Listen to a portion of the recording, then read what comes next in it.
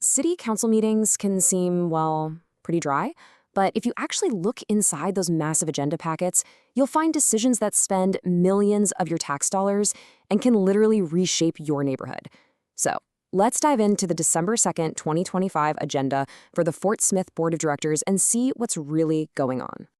Okay, right off the bat, we see this number, over $1 million. What do you think the city's about to buy? You might guess a whole new fleet of police cars or maybe a big park renovation.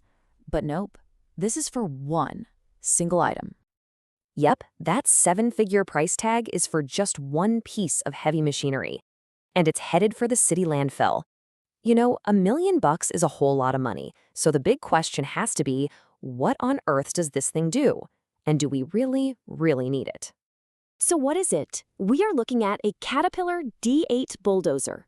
Its whole job, day in and day out, is to push around and compact huge amounts of trash. Now, according to the city's own documents, this new machine is replacing an old one that they describe as being in, and I quote, poor condition. Basically, it's on its last legs and isn't reliable anymore. The paperwork confirms the price right down to the penny. And it also points out something kind of interesting. The purchase is being made through a program called Sourcewell. Now, governments use these all the time to get pre-negotiated prices, which can save time and money. But, and this is worth knowing, it often means the project doesn't go through a traditional public bidding process where multiple companies compete for the job. But here's the thing. As big as $1 million bulldozer sounds, it's really just the tip of the iceberg. When you zoom out and look at the city's other spending plans, that bulldozer starts to look like a pretty small piece of a much, much bigger puzzle. And this is where we start to see the true scale of what's being planned. That bulldozer is just a sliver. The agenda also lays out a proposed $4 million fire training facility. Okay, big number, but even that is dwarfed by the absolutely staggering $53.7 million they need for water system projects in 2026 alone. And this isn't some one-time expense. It's all part of a massive 10-year plan. But here's the real kicker, and this comes straight from the city's report. While they know they need tens of millions more for projects from 2027 all the way through 2035, they admit a funding source has not yet been identified. That is a huge question mark just hanging over future city budgets. It's not all about stuff you can't see, like pipes and landfills, though. Some of this spending hits a little closer to home. The city is also planning to spend over $1 million, sound familiar, it's almost the exact same price as that bulldozer, to completely redo the tennis courts at Creekmore Park. And I mean, looking at these pictures, you can see why. Those courts have definitely seen better days. The need for a fix is pretty clear.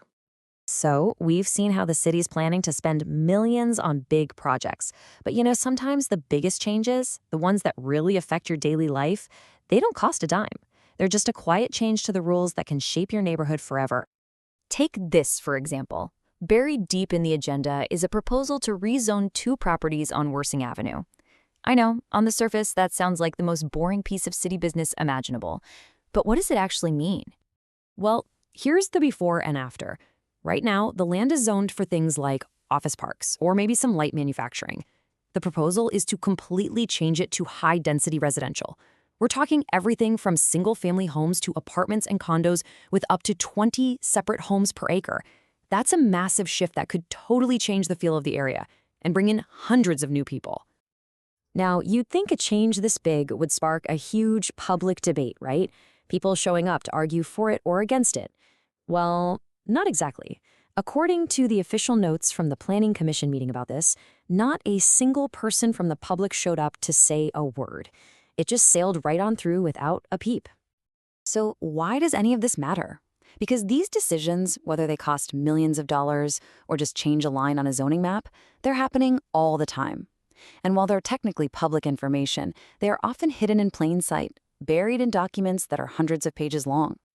I mean, just stop and think about what we've found in this one agenda. $1 million bulldozer, a $4 million facility, a $53 million water plan with a huge funding gap down the road, and a zoning change that could completely alter a neighborhood. All of this gets decided in these meetings. And that really gets to the heart of it all. Holding local government accountable isn't just about showing up to vote every few years. It's about paying attention to the details in between elections. It means you have to look past the easy headlines and be willing to dig into the documents where the real decisions are actually being made. So, that leaves us with one final thought. These kinds of massive financial and community-shaping decisions, they are on the agenda in your town every single month. The real question is, do you know what they're deciding on your behalf?